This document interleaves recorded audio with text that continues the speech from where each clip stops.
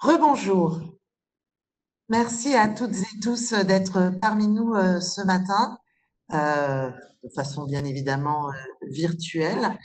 On est très heureux d'organiser ce webinaire avec vous. On sait que la période pour toutes les équipes RH a été particulièrement compliquée. Néanmoins, donc, on est d'autant plus reconnaissant que vous preniez ce temps avec nous ce matin. On va essayer de tenir, bien sûr, le timing. N'oubliez pas que si vous avez des problèmes de connexion, vous pouvez bien évidemment interroger Karine qui vous répondra très rapidement. Alors, je vais vous présenter très rapidement les participants. Merci à Sophie Roualen d'être parmi nous ce matin. Enfin, parmi nous, j'entends de façon virtuelle, pas à côté de moi en tout cas. Sophie, qui est DRH de la business line optronique et électronique de missiles chez Thales. Merci à toi, Sophie, d'être avec nous. C'est avec plaisir. Bonjour à tous. Merci. Je salue aussi Thomas Cornet, qui est aussi avec nous. Alors, Thomas est le cofondateur de Witifit, qui est une plateforme collaborative Witifit, qui est aussi un partenaire du groupe CIACI. Bonjour Thomas. Bonjour Myriam. Bonjour à tous. Alors, bonjour Romain. Bonjour Sophie. Thomas et Sophie apporteront donc un regard très opérationnel sur cette étude. Sophie, bien évidemment, à travers la façon dont a été vécue cette crise chez Thales, et Thomas, dont la plateforme sonde la perception des salariés dans de nombreuses entreprises françaises, et donc il nous apportera justement toute cette richesse de témoignages. Et à côté de moi, je salue Romain Ben David, qui est directeur du pôle corporate IFOP, avec qui, bien sûr, j'aurai le plaisir de vous présenter les résultats de cette enquête. Bonjour Romain. Bonjour Myriam. Bonjour à tous. Alors, on va tout de suite commencer.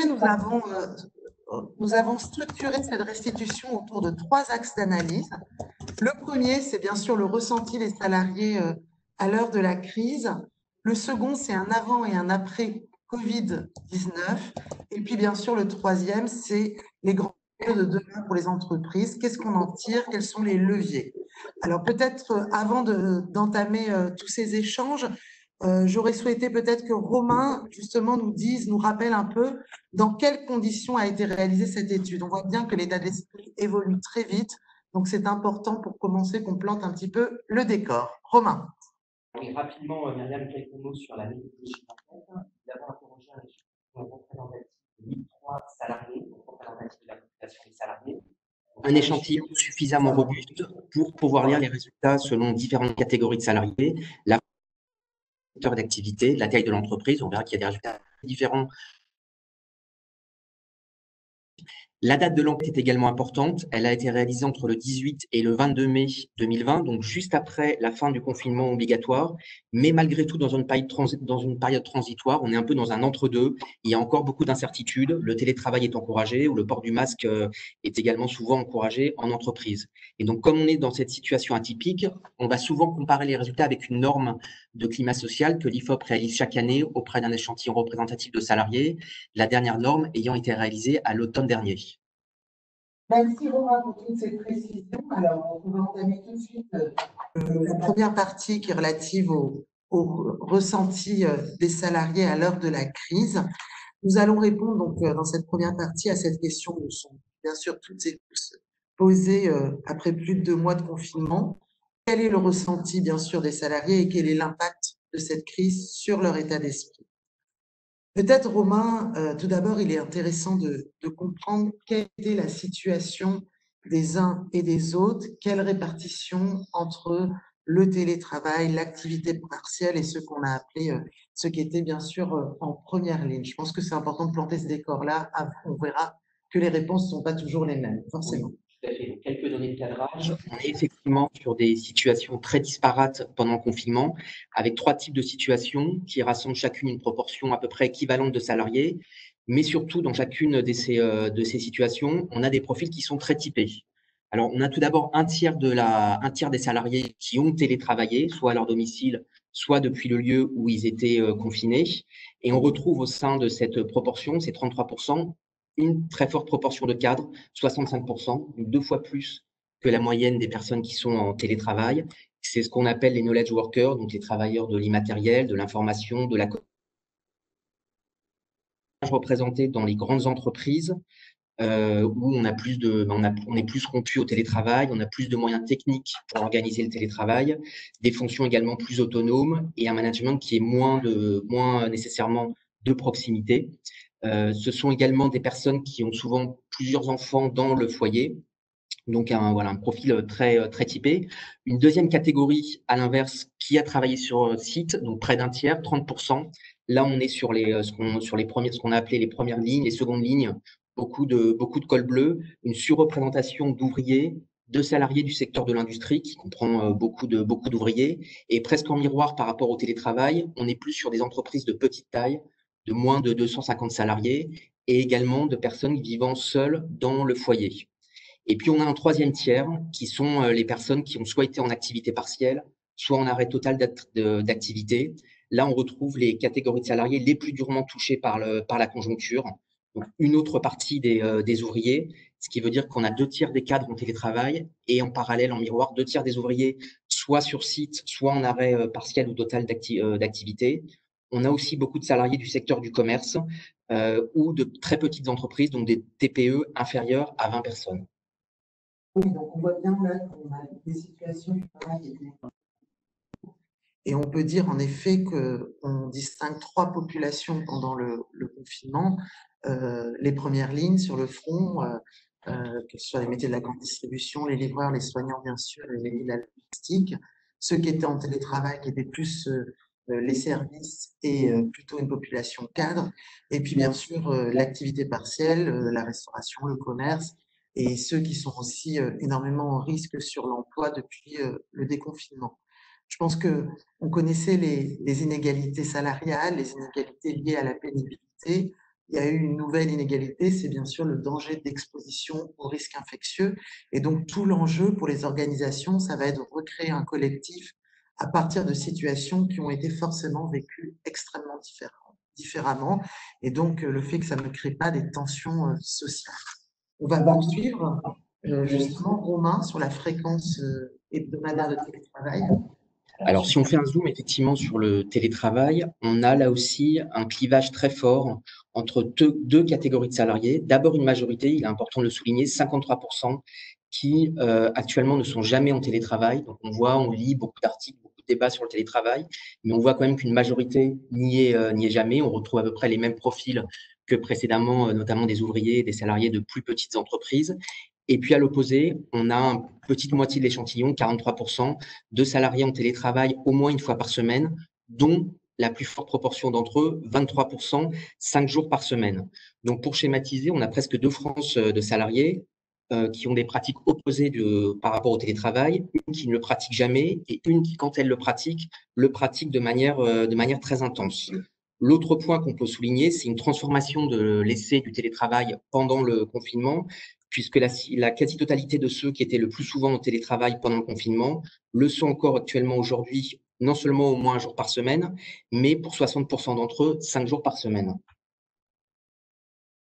Oui, on voit bien que là-dessus, il y a eu aussi beaucoup de communication dans les médias autour de certaines professions, mais on constate là aussi que 53% des collaborateurs étaient sur le front. Donc, on verra plus tard dans l'étude que cette expérience de confinement a été vécue très différemment par les uns et les autres, avec, permettez-moi de le dire déjà, parce que ça, c'est aussi un des enseignements de cette étude, avec une différence assez accablante entre les hommes et les femmes.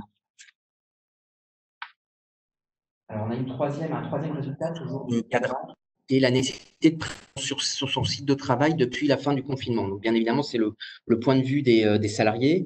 Le premier enseignement, c'est qu'on a plus des 3/4 des salariés qui estiment que leur présence sur le site de travail est à présent nécessaire. Ils ont acté d'eux-mêmes la fin de cette période. Et si on regarde un peu plus en profondeur, on n'en a que 37% qui nous disent qu'ils doivent être présents tout le temps, tandis qu'à l'autre extrême, on en a un quart, 24%, qui estiment que leur présence n'est pas du tout nécessaire. Ce qui n'est pas neutre en termes de nombre, puisque si on ramène ça à la population de 25 millions de salariés, ça nous fait quand même 6 millions de salariés qui nous disent que leur présence sur site n'est pas du tout nécessaire.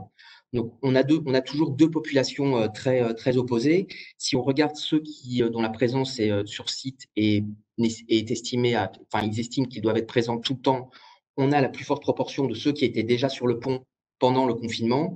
Et puis, parmi ceux qui estiment que leur présence n'est pas nécessaire, on a les 2/3 de ceux qui étaient en télétravail en confinement. Ce qui veut dire que le clivage qu'on a observé pendant le confinement tend non seulement à continuer, mais à s'accentuer avec la reprise du travail sur site. Oui, puis on peut dire qu'il y a eu pas mal de clichés autour du télétravail, avec parfois une approche binaire, comme s'il y avait une seule bonne pratique. L'épisode du confinement nous a permis de questionner cette question de façon plus pragmatique. A-t-on besoin d'être sur site pour être productif, pour interagir? On voit bien que seuls 37 des répondants pensent qu'ils ont besoin d'être en permanence sur site. Quand on connaît le poids des coûts immobiliers pour les organisations, on comprend que les entreprises se posent de plus en plus, et encore plus là actuellement, la question du flex office, même s'il ne faut pas, à mon sens, négliger la culture managériale, les spécificités intrinsèques de chaque métier. Je crois qu'il est vraiment très compliqué de déterminer une règle qui soit efficiente pour tous sur le sujet. On sort un peu des données de cadrage, on arrive sur des données plus de ressenti. Et d'abord, une première question sur la suffisance des moyens mis en œuvre par son entreprise pour l'après-confinement. On voit que jusqu'à présent, on a eu des résultats augmentés. Là, on est sur un premier résultat qui est consensuel, même très consensuel, puisque les 3/4 des salariés estiment que les moyens mis en œuvre par leur entreprise sont suffisants.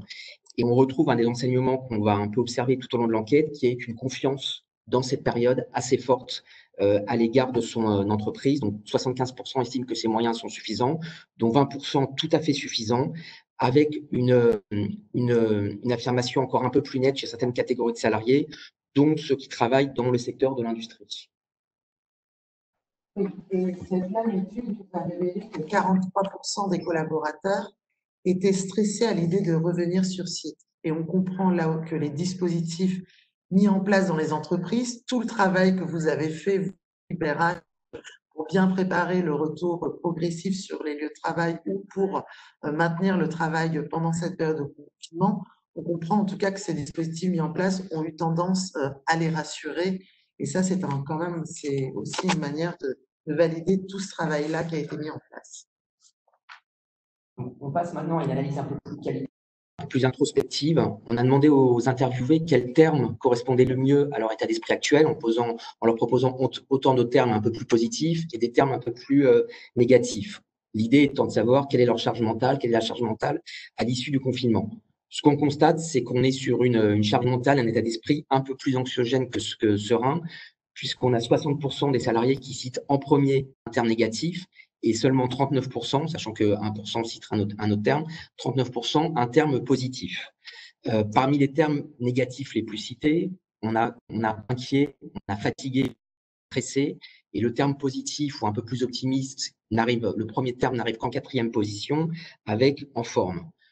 L'autre point intéressant, qui va un peu plus en profondeur que ce qu'on vit sur le télétravail, c'est que ce n'est pas non plus une activité de tout repos auprès de ceux qui l'apprécient, puisque 63% de ceux qui étaient en télétravail citent en premier un terme négatif. Donc, on est à peu près dans la même proportion, voire un peu supérieur par rapport à la moyenne des salariés. Alors, on observe aussi de fortes disparités selon les catégories de salariés, notamment chez les femmes. Oui, et je trouve que l'écart entre le ressenti des femmes est assez accablant parce que on voit bien que cette porosité accrue entre vie privée et vie professionnelle est venue clairement creuser les inégalités femmes-hommes. Les femmes apparaissent plus impactées par les contraintes inhérentes à ce confinement que les hommes, puisque 70% d'entre elles citent en premier un terme négatif, contre seulement 49% des hommes. Donc on comprend bien que la charge de la double journée de travail, parce que c'est quand même, pour les promoteurs du télétravail, c'est quand même le télétravail dans les pires conditions, à savoir 5 jours sur 5, avec l'école à la maison, les tâches ménagères, la suivi scolaire. On a quand même le sentiment que cette double journée de travail a été plus assumée par les femmes que par les hommes. En tout cas, 70%, 20 points d'écart entre les femmes et les hommes. On voit bien qu'elles n'ont pas vécu le même confinement.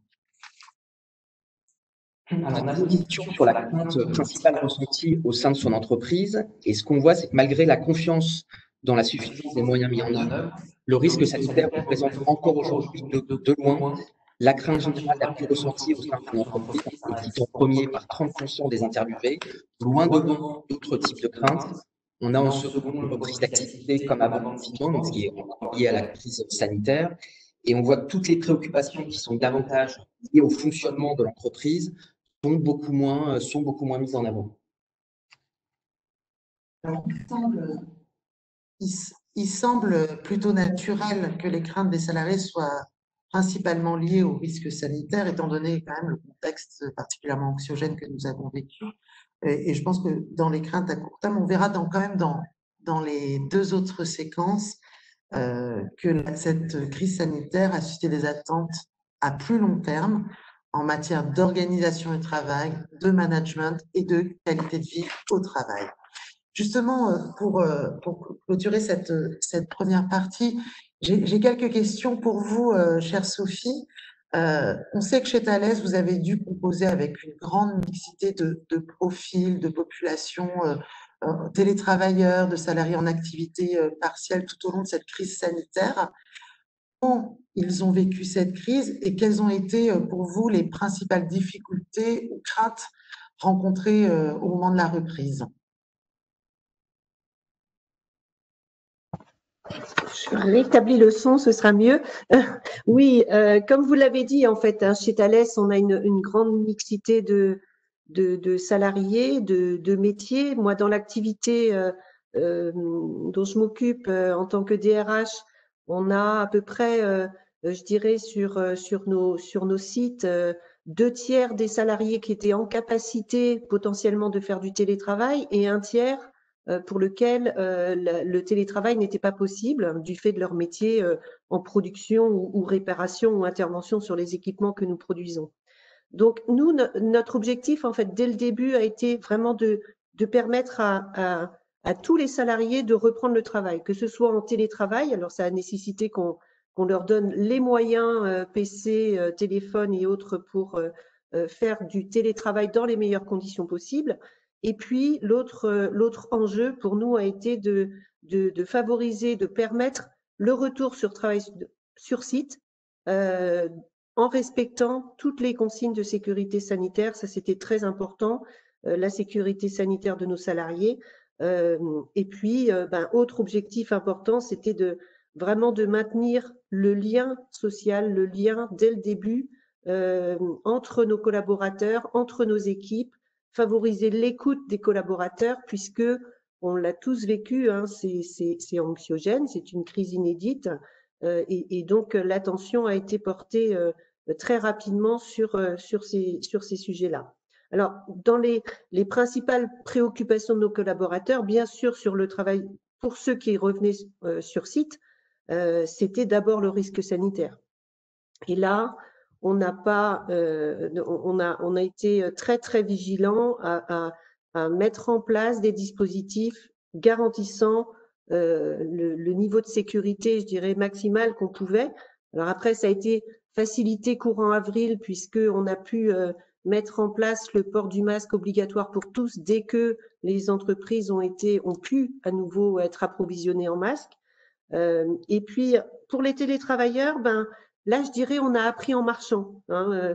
Les managers, avec leurs équipes, ils ont mis en place de nouvelles organisations du travail, de nouveaux rituels, de nouveaux modes de fonctionnement à distance. Et il a été important aussi d'accompagner ces managers de tout niveau, managers intermédiaires, managers de premier niveau, dans cette période, puisque chacun découvrait. Troisième typologie de salariés, je dirais, pour qui ça a été peut-être un peu plus compliqué à vivre, enfin ça a été plus compliqué à vivre, c'était les salariés qui ont été contraints par de l'activité partielle, soit parce que ils étaient dans l'incapacité de reprendre un travail en télétravail, soit parce qu'on a dû mettre aussi un certain nombre de projets en pause. Et là, pour eux, la question du sens, de mon utilité au travail a été un facteur de de stress et de crainte effectivement pour eux.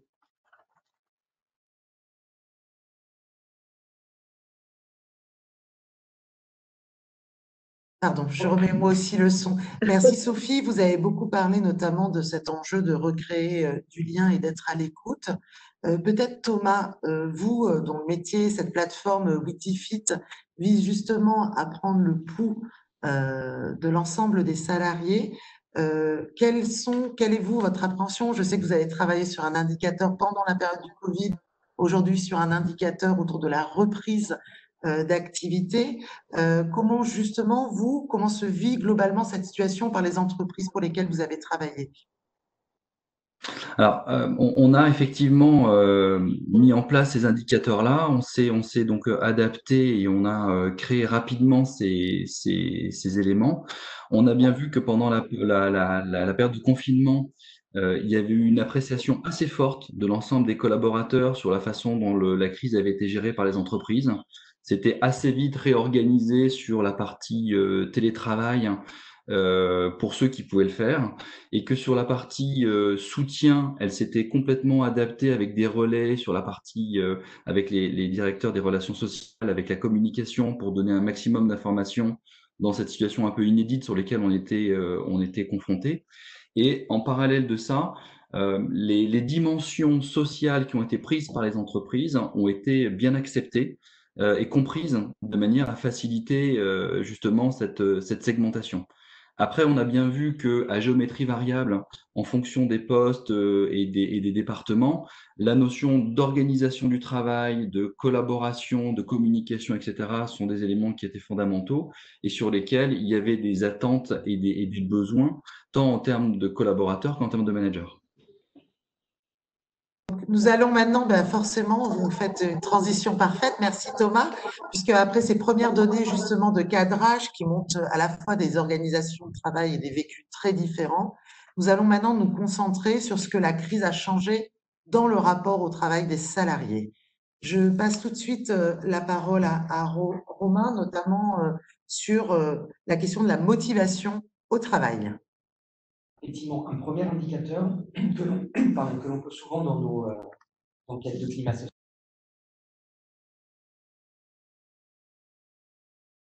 Plus en profondeur des salariés, on peut par exemple être satisfait de son travail et pour avoir une motivation.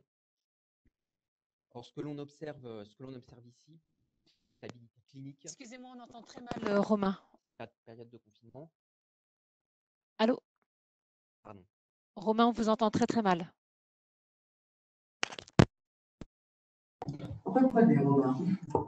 Donc, premier indicateur sur l'évolution de sa motivation au travail, donc qui est un indicateur que l'on mesure assez fréquemment, puisque ça permet d'exprimer un ressenti un peu plus en profondeur par rapport à une satisfaction au travail à un instant T. On peut être satisfait de son travail et déçu, par exemple, de sa reconnaissance, ce qui veut dire que la motivation va baisser. Ce qu'on observe ici, c'est une stabilité clinique entre l'évolution de sa motivation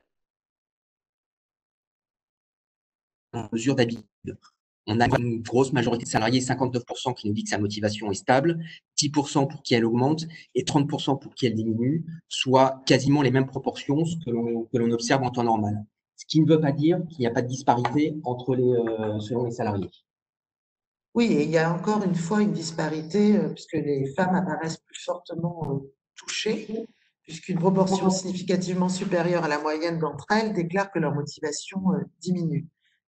Rejoint le constat inquiétant, la crise a été en effet un amplificateur d'inégalités. Je pense que c'est quand même un défi majeur pour les entreprises, parce que comment agir sur ces inégalités qui ne sont pas, en l'occurrence, que professionnelles. Et on voit bien toute la difficulté aujourd'hui pour y répondre.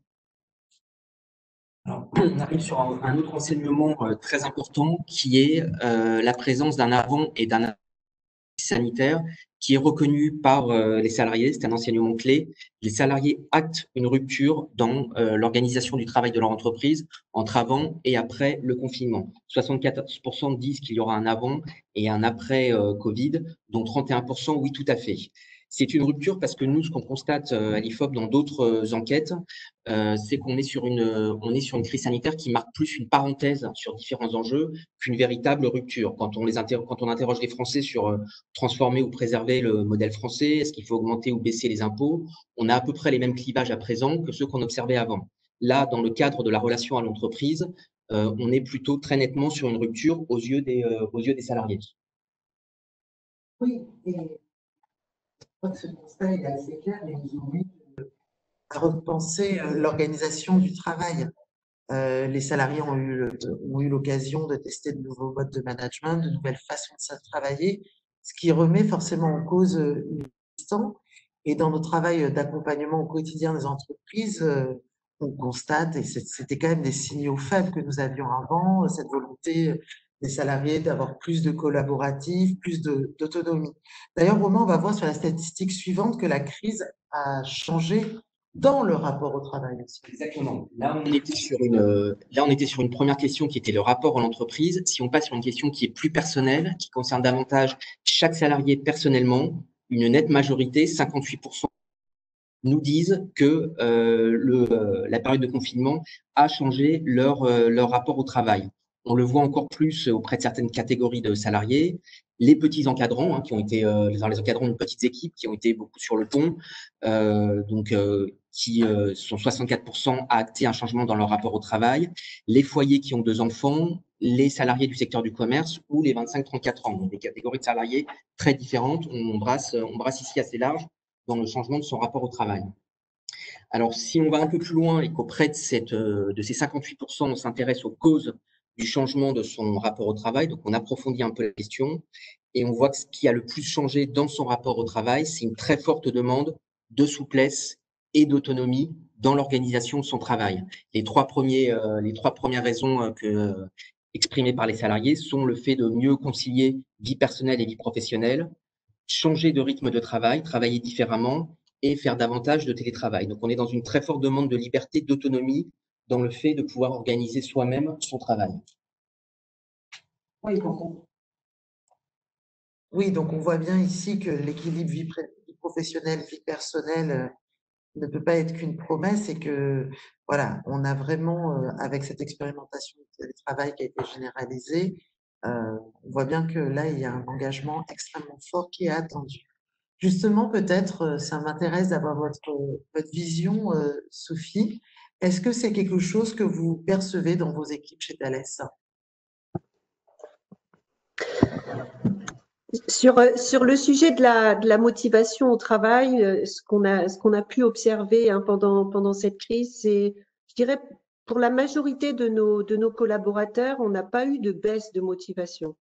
Et je dirais même au contraire, en fait, très rapidement, les équipes se sont mises en mouvement. Il y a une vraie belle dynamique positive qui s'est produite dans beaucoup d'équipes pour limiter au maximum l'impact de cette crise sur l'activité de l'entreprise, sur l'emploi, sur les projets à conduire, à mener. Et donc, on a eu je dirais, une forte mobilisation pour organiser à la fois le retour sur site. Il y a eu beaucoup d'équipes qui se sont énormément mobilisées sur ce sujet, mobilisées pour livrer nos clients malgré les difficultés, pour franchir des jalons contractuels importants. Alors, pour d'autres, je parlais tout à l'heure des salariés en activité partielle ou ceux pour lesquels on a dû mettre en pause ou arrêter leur projet pendant un certain temps, et pour certains, à ce jour, n'ont toujours pas repris. La question du sens et de leur utilité au travail est fortement apparue. Donc, on a des situations assez diverses qu'on a pu observer au regard de cette situation. Mais globalement, non, pas de baisse de motivation. Alors, c'est quelque chose qu'on suit régulièrement. Nous, chez Thales, on utilise l'outil Witifit pour sonder nos salariés sur le niveau de mobilisation, de motivation, de satisfaction au travail. Et là, on vient de lancer une nouvelle étude. Elle est en cours. Elle se termine à la fin de la semaine, mais pour l'instant, l'enquête confirme mes dires. Oui, donc voilà, à travers cette enquête, vous êtes en capacité d'avoir régulièrement, en tout cas, leur état d'esprit, leur motivation. Et on est toujours cette notion, bien sûr, d'utilité et d'activité partielle. En effet, ça, c'est quelque chose que nous avons constaté dans bon nombre d'entreprises. Et sur cette attente extrêmement forte d'avoir un après-Covid du travail, est-ce que pour vous aussi, chez Thales, il y a un avant et un après? Ah oui, très clairement, très clairement. Je pense que de façon générale, hein, oui, quand on vit une crise, on sait très bien qu'on ne reviendra jamais à l'état initial. C'est le propre de la crise.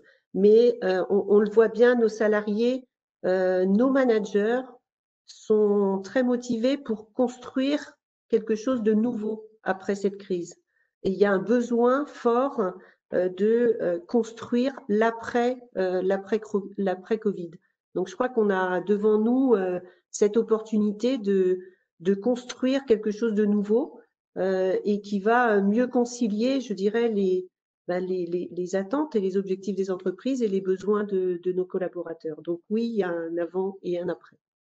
Et justement, sur cette co-construction avec les managers, est-ce que, à travers votre plateforme, vous arrivez aussi à permettre aux salariés eux-mêmes de vous faire des propositions sur une nouvelle organisation du travail?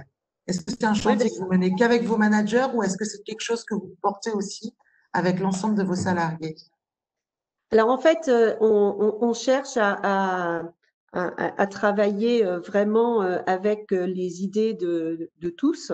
Donc, bien évidemment, on a lancé des groupes de travail, des groupes de réflexion avec quelques managers pour réfléchir à ce qu'on pourrait construire après. Mais ben, c'est justement l'intérêt aussi de l'enquête Witifit que nous sommes en train de faire, c'est-à-dire que là, tous les jours, de nombreux salariés nous postent des idées sur la plateforme, rebondissent sur les idées, donc ça s'enrichit et ils ont, je crois qu'il est très important de les associer, d'associer tous les collaborateurs à la construction de cet après-Covid et de la nouvelle organisation, des nouvelles organisations du travail qu'il va falloir qu'on mette en place. Il n'y en aura pas qu'une, c'est vraiment à adapter à chacune des activités, à chacun des métiers, peut-être même équipe par équipe de temps en temps. Donc, ça ne peut être construit qu'avec les collaborateurs et en lien étroit avec les managers d'entités. Merci à vous, Sophie. Bah, sans transition aucune, en effet, c'est quoi demain les grands enjeux pour l'entreprise? Donc, justement, ces changements de paradigme, qu'est-ce que ça implique pour les entreprises en matière d'organisation du travail, d'évolution managériale, pour en sortir grandi et être en capacité de se réinventer, en effet. Romain, peut-être justement, quels sont les accompagnements attendus de la part de son supérieur hiérarchique dans cette étude? Alors, c'est une question aussi qu'on pose de manière récurrente dans nos enquêtes. Et là, on a deux enseignements qui ressortent de cette enquête à ce moment précis. L'une qui est récurrente, l'autre qui est plus spécifique à la période. Celle qui est récurrente, c'est l'enjeu de reconnaissance. On voit que là, il ressort en premier et il ressort dans toutes les enquêtes qu'on fait dans les grandes entreprises ou dans notre norme auprès des salariés français. Cet enjeu de reconnaissance ressort fortement. On est sur un enjeu culturel qui est très spécifique à la France, qui est souvent une frustration quant à la reconnaissance de l'action de chacun, de son travail quotidien, si on met de côté les considérations salariales. Les salariés nous disent souvent ne pas avoir suffisamment de retour sur leur travail, de ne pas souligner quand les choses vont bien également. Et on peut penser que ça a pris encore plus d'ampleur dans cette période chez ceux qui étaient en télétravail, puisqu'il est plus difficile pour les encadrants à distance de mesurer leur implication. Et puis, évidemment, pour ceux qui étaient en première ligne, présents en entreprise, il y a cette volonté aussi de reconnaissance, de ne pas être de nouveau, entre guillemets, invisible. Et puis, on a une deuxième grande attente qui, pour le coup, est plus spécifique à cette enquête, qui porte sur l'aspect psychologique. Et donc, on voit bien que la dimension de psychologie et de réassurance sont prioritairement citées. Je vois créer un climat de confiance au sein de l'équipe, soutenir son équipe dans les difficultés, être à l'écoute des membres de son équipe. Donc, c'est la définition même du management qui a changé peut-être pendant le confinement. Un exemple, les entreprises vont devoir, notamment, on voit bien que l'encadrement intermédiaire, les managers de proximité ont particulièrement souffert dans cette crise. Et donc, les entreprises vont devoir notamment soutenir leurs managers à passer, on voit bien sur le télétravail, on passe quand même d'un contrôle par la présence physique, pour certains, pour les entreprises qui n'avaient pas une forte maturité sur le télétravail, à un contrôle de l'évaluation du travail effectif. Et ça demande, se passe bien sûr par plus d'autonomie, mais ça demande très fortement d'accompagner le management intermédiaire dans ce nouveau mode aussi. Et l'optimisme. Alors l'optimisme, c'est clairement un des résultats qui nous a le plus surpris, qu'on va expliquer parce qu'on le voit aussi dans d'autres enquêtes. On a un optimisme à l'issue de cette période de confinement qui est assez élevé, que ce soit pour son entreprise, pour son secteur d'activité, pour sa propre situation professionnelle. Un optimisme qui fait le contrepoint avec très fort pessimisme constaté en début du confinement et qui est même supérieur à notre norme que l'on constate chaque année. Alors, il faut bien rappeler aussi la date de l'enquête qui a été réalisée juste après le confinement.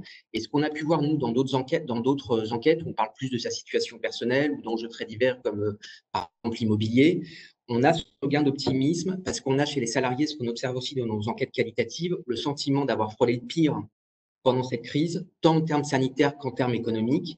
Il y a eu finalement ces différentes protections qui fait qu'à l'issue de la crise, on a un peu ce syndrome de libération, d'être à la libération entre guillemets, et donc d'avoir un optimisme qui repart à la hausse. Pour autant, c'est effectivement un indicateur qu'on va devoir suivre dans la durée, puisque d'habitude, il est très stable. Et là, avec les différentes actualités, le fait qu'une actualité chasse l'autre et les différents enjeux qui se profilent, on est sur une courbe d'optimisme qui risque encore de beaucoup fluctuer dans les semaines qui viennent. Oui, c'est clairement le résultat qui nous a le plus interpellés parce que quand on sait malheureusement le séisme que peut provoquer cette crise en termes d'emploi et notamment sur les plus précaires, je pense que tu as raison, Romain, quand tu évoques un suivi de cet indicateur dans la durée. Voilà, ça a été fait au moment du déconfinement et j'imagine que le même sondage dans un mois donnerait des résultats complètement différents. Pas que je souhaite que les Français soient pessimistes, bien loin de ça, loin de moi cette idée-là, mais on voit bien que l'optimisme par rapport aux annonces qui sont faites aujourd'hui c'est quand même un point qui peut nous interpeller. Alors, dans le cadre justement d'un avant et d'un après crise sanitaire, l'importance accordée au bien-être au travail est véritablement centrale. Pour 81% des personnes interrogées, donc une très nette majorité, cet enjeu de bien-être au travail est prioritaire au sein de leur entreprise. Et ce qui est intéressant, c'est qu'ils ne nous disent pas prioritaire. C'est reconnu comme prioritaire par leur entreprise. Donc déjà, ça corrobore cette idée de confiance actuellement dans son entreprise, mais c'est aussi un enjeu pour l'entreprise parce qu'il ne faudra pas décevoir cette attente et cette reconnaissance du bien-être comme prioritaire. 80% nous disent que c'est prioritaire, donc 34%, ce qui est énorme, oui, tout à fait.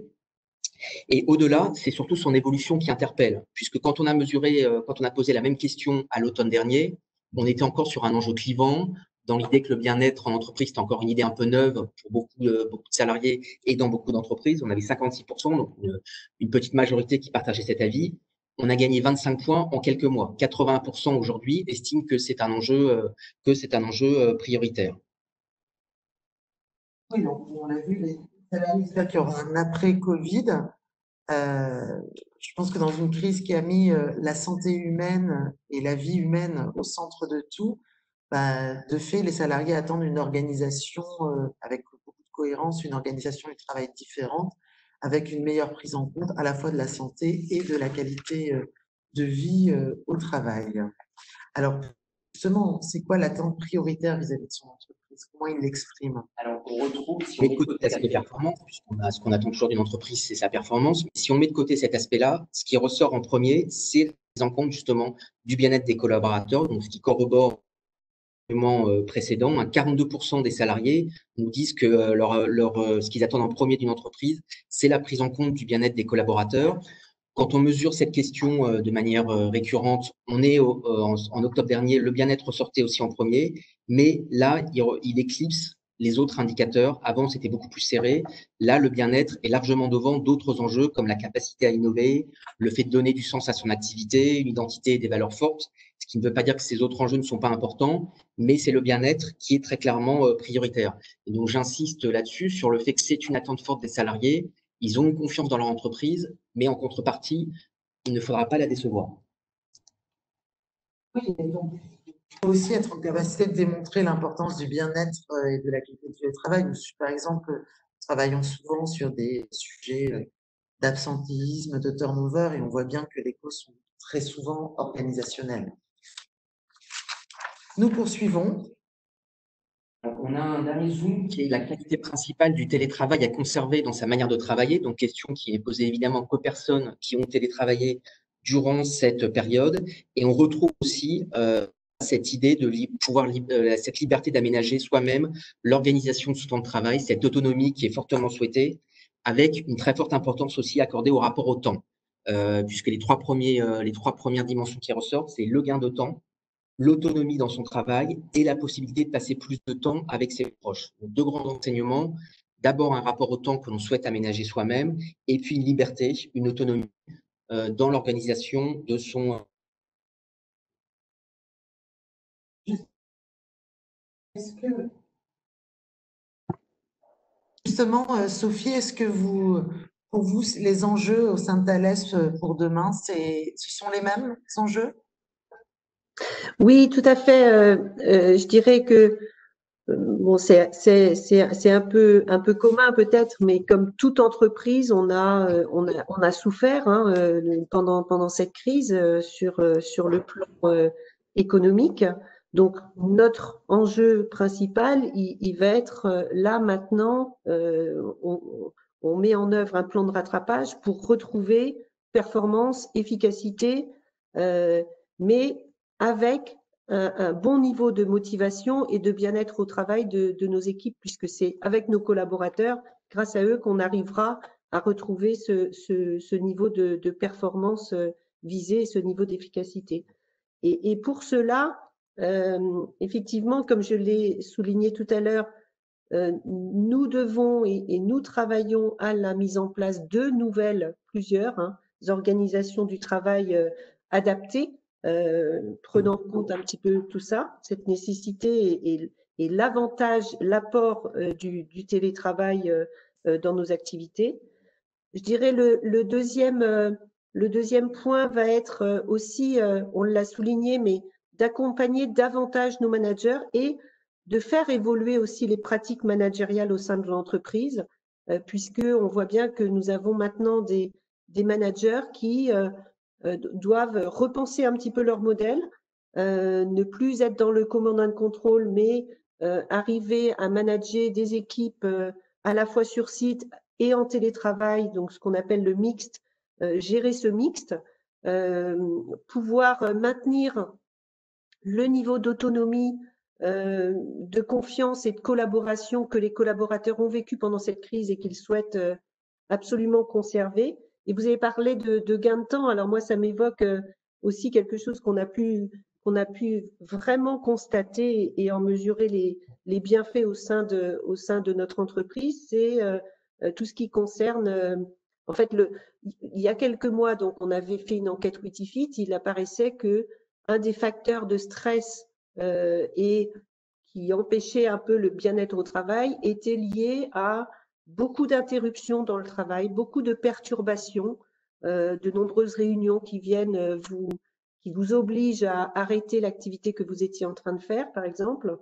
Et là, pendant cette période de crise et de confinement, et encore maintenant, puisqu'on n'est pas revenu à la situation d'avant, ils ont beaucoup moins d'interruptions et de perturbations dans leur travail.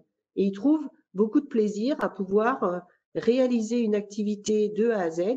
Quand ils ont une difficulté, de pouvoir solliciter un expert ou un support, et cet expert, ce support est disponible pour l'aider à résoudre sa difficulté. Donc, c'est vraiment un sujet à creuser, puisqu'on parle souvent de bien-être au travail et il faut le qualifier, ce bien-être au travail. Il faut essayer de chercher qu'est-ce qui va concrètement aider à élever ce niveau de bien-être au travail. Donc, voilà, un petit focus sur interruption et perturbation. C'est quelque chose qu'on a pu vraiment constater chez nous et un retour des salariés très positif sur le fait que ça, il faut garder moins d'interruptions, moins de perturbations. J'étais content, fier de pouvoir réaliser une activité de A à Z plus facilement qu'avant. Voilà, donc c'est un peu tout ce contrat gagnant-gagnant qu'on vise entre collaborateurs et pour l'entreprise et pour le collaborateur. Oui, vous avez raison, Sophie, la notion de bien-être, en effet, ne peut pas être la même, enfin, vécue de la même manière pour tout le monde. Romain a mis quand même tout à l'heure en exergue le fait qu'il y avait un sujet de reconnaissance des salariés français par rapport aux salariés. Je crois que tu faisais référence à une étude qui avait faite l'IFOP pour la Fondation Jean Jaurès, il me semble, avec les salariés britanniques et les salariés allemands. Ce besoin de reconnaissance qui est toujours clairement exprimé. Est-ce que c'est un sujet aussi chez vous, chez Thales? Oui, alors je crois chez Thales, on est une entreprise avec des activités en France, donc on est aussi fortement marqué par notre culture française, hein, qui est encore plus prononcée sur les échecs que sur les victoires. Mais je crois et j'ai pu observer aussi que pendant cette crise, et ça, il faut le prendre en compte, on a lu, on a entendu beaucoup plus de merci, de bravo qui ont été présents et qui ont eu un effet très, très bénéfique sur les équipes. L'axe communication, il est très, très important pendant ces périodes de crise et le fait de valoriser les résultats atteints par une petite équipe, par un télétravailleur depuis chez lui, etc., et de le communiquer, et puis les messages de merci et bravo qu'on a pu voir pendant cette crise, ont un petit peu changé les choses. Et je pense que on a tous beaucoup de choses à garder finalement de cette crise, et ça ce serait à garder de mon Oui, côté. je crois que nous espérons toutes et tous qu'il y ait un après aussi qui C'est soit ça, différent de l'avant, hein, je pense, absolument. et que nous avons tous envie de prendre soin, de se réinventer. Alors, c'est un élément, je pense que nous le portons tous et j'espère que nous garderons cet enthousiasme pour cela. J'invite bien sûr tous les participants à poser des questions. En attendant, peut-être Thomas. Quelle est ta vision, toi, des changements qui nous attendent après l'ensemble des attentes des salariés en termes de changement du monde du travail? Comment tu vois les choses? Et qu'est-ce qui remonte justement de cette plateforme? Ouais, l'avantage qu'on a aujourd'hui, c'est qu'en travaillant avec pas mal d'entreprises, on voit les éléments qui ressortent par rapport à ça. Et aujourd'hui, il y a une sorte de projet qui sort de terre, dont il y a une notion qu'on entend de plus en plus qui s'appelle le new normal, et qui dit que grosso modo, pendant 2-3 mois, on a été confronté à une situation incroyable sur laquelle il y a eu des initiatives, il y a eu des éléments qui sont ressortis pour améliorer la qualité, l'organisation, les fonctionnements, avec certes des éléments aussi, la nature n'aimant pas le vide, des sujets où on voit bien qu'il va falloir combler les trous, continuer à apprendre ou apprendre de nouveaux fonctionnements.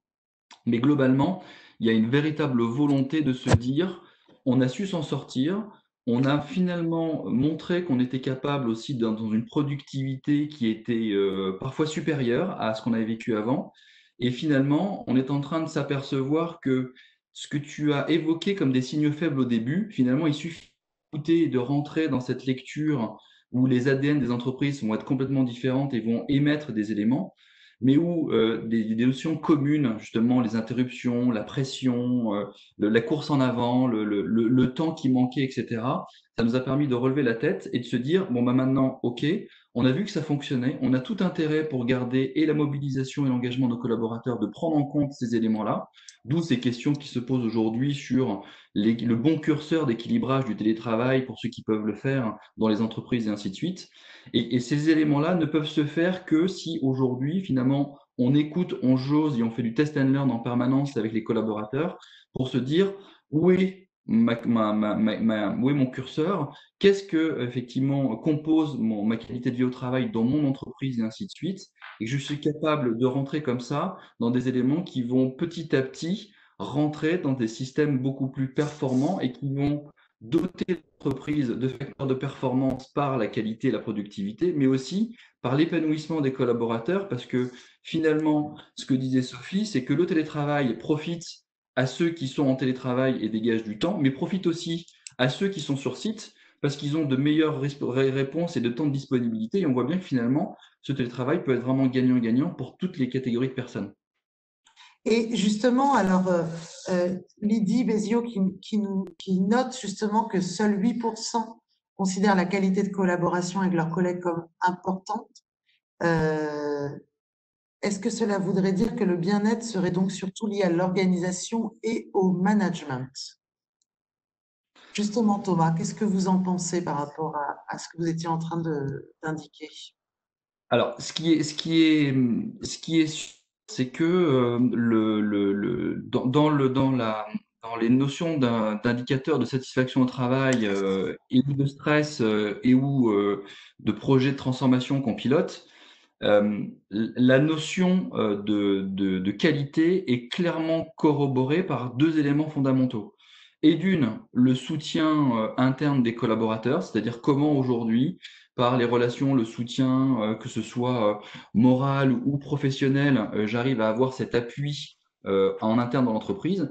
Et le deuxième, qui est fondamental et qui aujourd'hui est un peu en retrait, qui mérite très clairement d'être approfondi sur ce sujet-là, c'est la qualité du management. C'est-à-dire, alors par qualité, on sait bien qu'aujourd'hui, on n'est pas naturellement formé au management et qu'on a un certain nombre de soft skills qu'il faut pouvoir mettre en lumière, faire progresser et travailler de manière récurrente. C'est un chemin non pas sans fin, mais qui est pas instantané. Et on voit bien que les notions effectivement de renforcement positif, qui est d'élevé de reconnaissance, la notion de collectif, comment j'anime un collectif, parce que les entreprises qui voient que le collectif des collaborateurs est une force, il faut aussi que le manager en prenne conscience et sache alimenter et valoriser ce collectif en interne et finalement ils se mettent au service de ce collectif-là.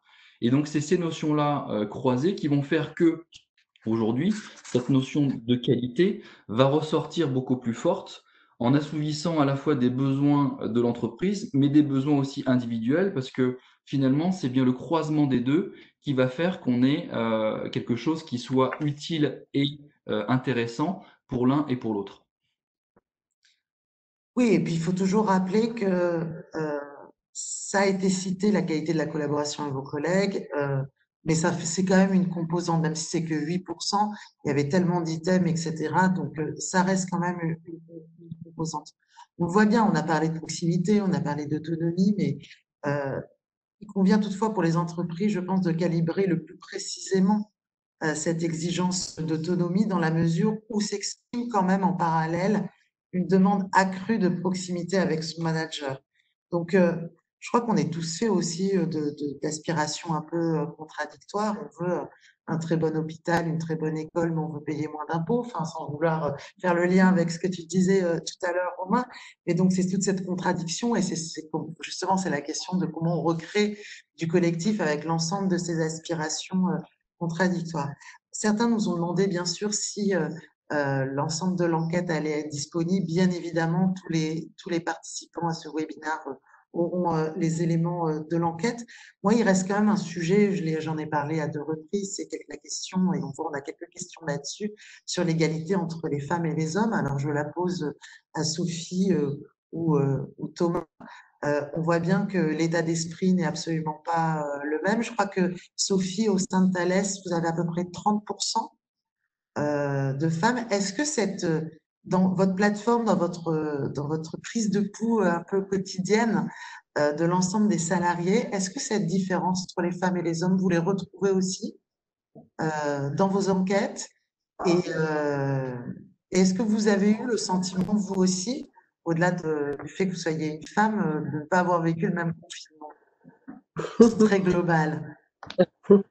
Je trouve que là, il y a quand même, cette étude montre qu'il y a quand même une différence qui est assez accablante. Voilà. Il y a une différence qui est assez accablante, comme le montre l'étude. Pour le moment, j'ai pas encore les résultats là de notre enquête qui est en cours, donc je peux pas avoir d'éléments plus précis sur la différence de perception entre les hommes et les femmes. Mais je m'attends à ce qu'il y ait une différence de perception entre la façon dont nos femmes ont vécu ce confinement et nos hommes.